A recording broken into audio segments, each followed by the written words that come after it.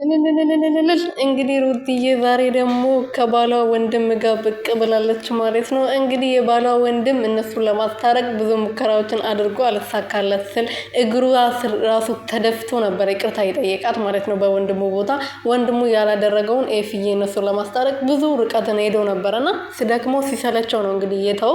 ዛሬ ደግሞ እንግዲህ ለሩትዬ በዓልማ ሊደብራት አይገባም። እቺን የመሰለች ንግስት ልዕልት ጀግና የወንድሜ ሚስት የወንድሜ ልጅ እናት ሊከፋት አይገባም ብሎ እንግዲህ እንደዚህ መጥተዋል ማለት ነው።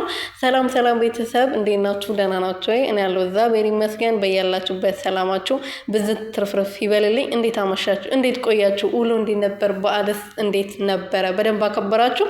እኔ አክብሬያለሁ፣ ፈጣሪ ይመስገን። ለዚህ ቀን ራሱ ስለደረስኩ እግዚአብሔር የተመሰገነ ይሁን። ቤተሰቦቼ ሰላም አድርጎልኝ፣ እኔ ሰላም አድርጎኝ፣ ጉልበቱ ሰጥቶኝ እየሰራው እዚህ መድረሴ ራሱ ለእኔ ትልቅ ነገር ነው። ክብሩን እሱ ይውሰድ። እንግዲህ ሩትዬ ከኤፍዬ ጋር ከረጅም ጊዜ በኋላ ብቅ ብላለች ማለት ነው። ልዑልዬም ደግሞ መሀላቸው ላይ ቢሆን ከአጎቱ ጋር እየተሳቃቀ እየተቃቀፈ ቢሆን ደስ ይለን ነበረ። ግን ያው ልዑልዬ ዛሬ እንግዳ ነው፣ ቤት ውስጥ እንግዳ እየተቀበለ ነው፣ ከአባቱ ጋር ፏፍሽ እያለ ነው። እና ለምንድነው ልዑል ከአባቱ ጋር ያልመጣው እንዴ?